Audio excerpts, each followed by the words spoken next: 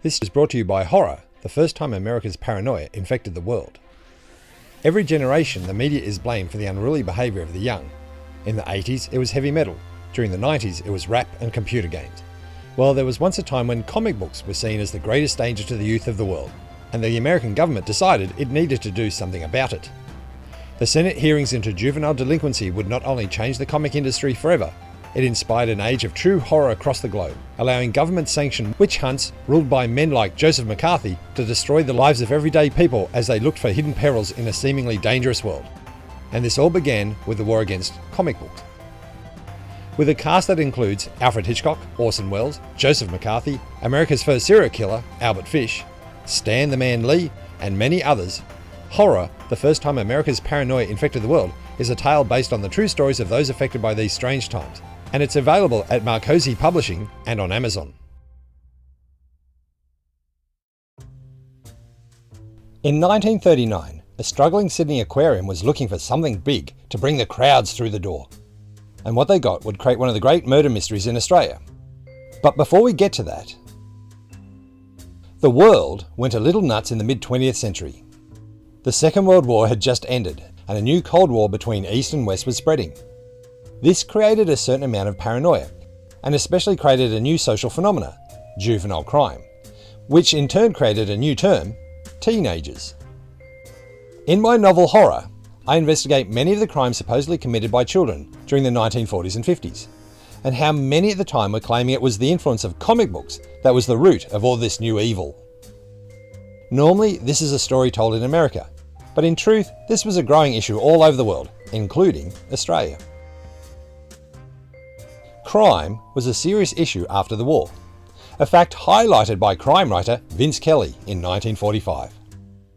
Kelly was born in 1898 and became an editor with Melbourne Smith's Weekly until he moved to Sydney and began working for the Sun newspaper. Here he became involved in true crime stories through his connections in the police force and with the nation's politicians. And thanks to these sources, Kelly's work exploded in popularity across the country.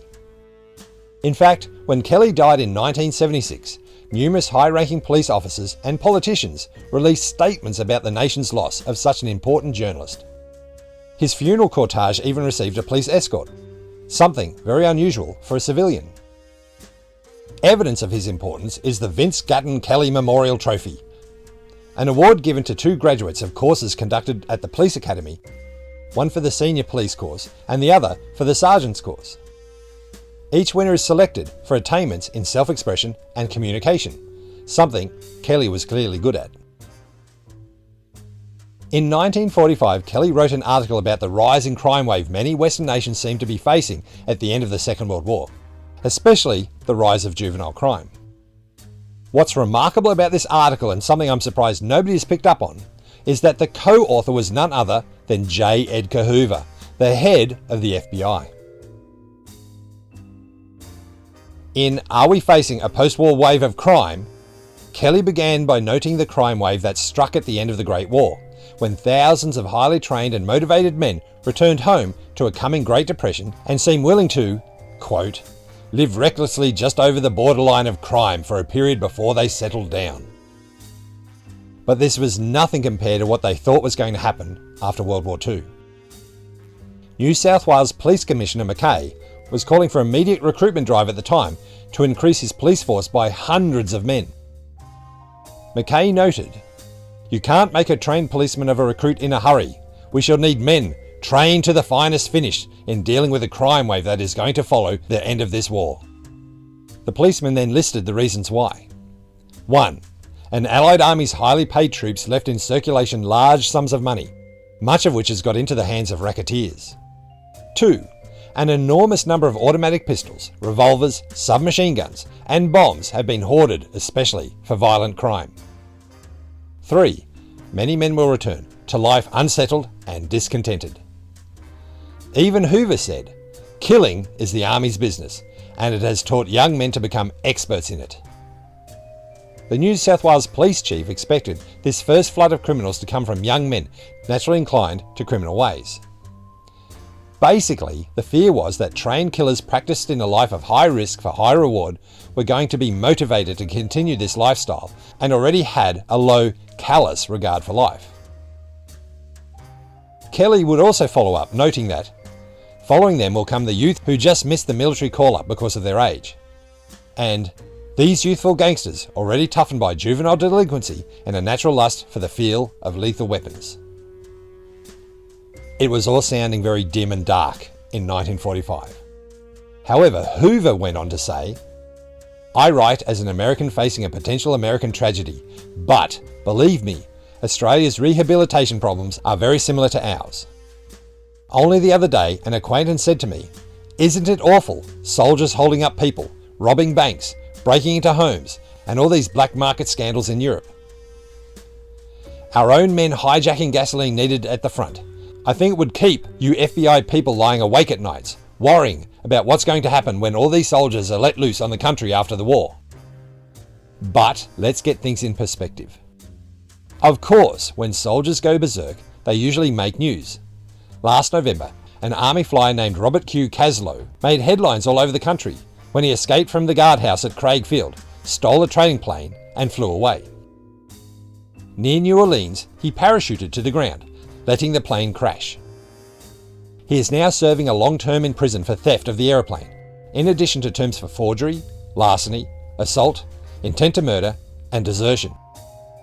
But the significant fact is that he had already been found guilty of these latter offences by an army court-martial and sentenced to 30 years before he stole the plane and tried to escape. He was just a potential criminal who happened to be in the army. Hoover then went on to ask, the important question is, are the armed services creating criminals? Recently, the estranged wife of an army private complained in a New York court that her soldier husband had threatened her with a knife. "I'm going to kill you," she quoted him as saying. "I'm going to put a knife in you and twist it. The army taught me that." The army taught me that. Well, the army does teach men to kill, of course.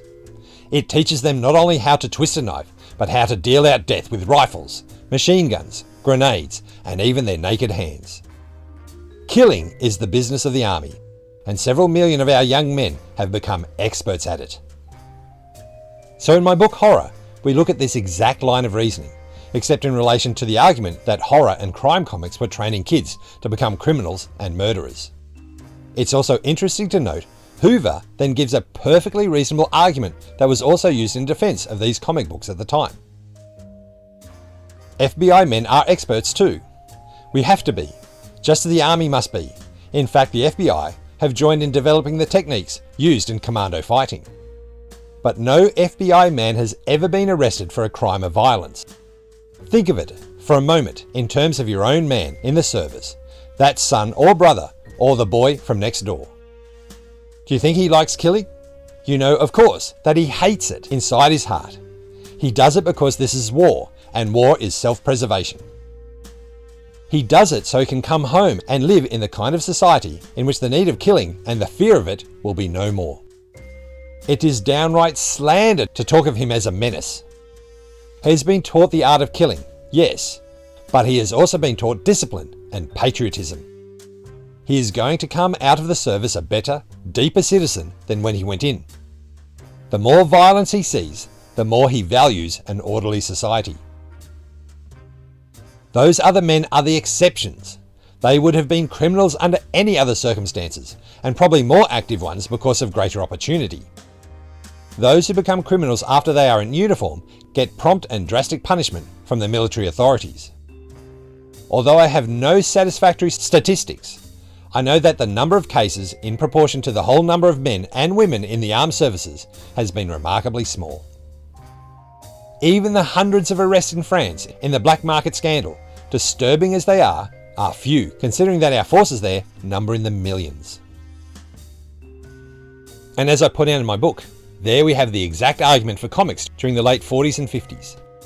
Yes, some children seem to have reacted badly to what they were reading, but when we look at the background of those children, they were already living disturbed, tragic lives. Ignored, beaten, starved, abused. These kids were already on the path of self-destruction that comics themselves could never have placed them on. And when we look at the sheer numbers of comics that were being read at the time, they were by far the greatest mass media in the world. trumping movies by a factor of nearly 10 to 1 being read every single day. Just how many kids ended up actually committing crimes? And it's remarkable that this very argument was being made by the head of the FBI at the very time the first movement against comic books were gaining momentum. And when we return to the article, again, Hoover unwittingly gives us more evidence of why comics were not the end of civilization. Quote, "Some of those exceptions are going to give the law enforcement agencies trouble after the war. We know that and are taking it into account. We know that some veterans of World War I became notorious criminals, such as Roger Toohey and Eddie Bentz.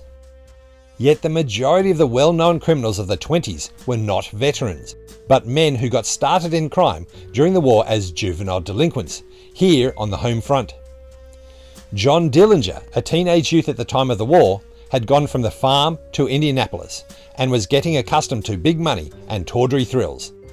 Alvin Karpus was a youngster who was stealing bicycles. Fred and Arthur Barker were young men courting trouble with the law in Oklahoma. Pretty boy Floyd, just underage for the army, was serving his apprenticeship in robbery. It is all too plain that the same stage is being set all over again. In 1943, robbery by youths under military age was up 40%, assault was up nearly 43%, drunkenness and driving while intoxicated up 115%. Among girls under 18, the figures are even more startling. More than 300% increases in disorderly conduct and some other categories, a total increase in all offences of nearly 175%. We face the possibility, even the probability, of a post-war crime wave. In fact, we already have the makings of an ugly crime wave. But it is not primarily a soldier crime wave. It is a crime wave of the soldiers' younger brothers and sisters. The Army and Navy do not make criminals, although there are some in the Army and Navy. But we are making criminals here at home by neglect and thoughtlessness. Neglect and thoughtlessness. Truer words were never spoken. Crime and deviant behaviour grows in a vacuum. As always, the call could be, where are the parents? But that's too easy a shot. Parents have always had to work, have always relied on society to help bring up their kids.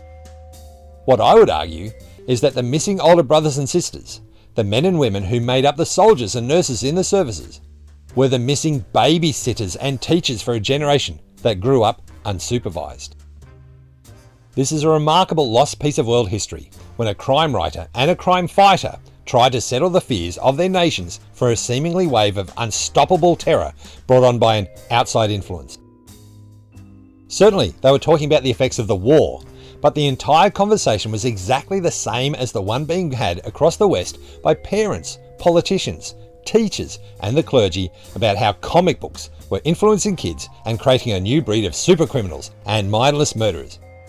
Yet just as Hoover pointed out, the statistics instantly prove the ridiculousness of these fears. Yes, there are some instances of kids doing some horrible things. Many of these we cover in the book Horror.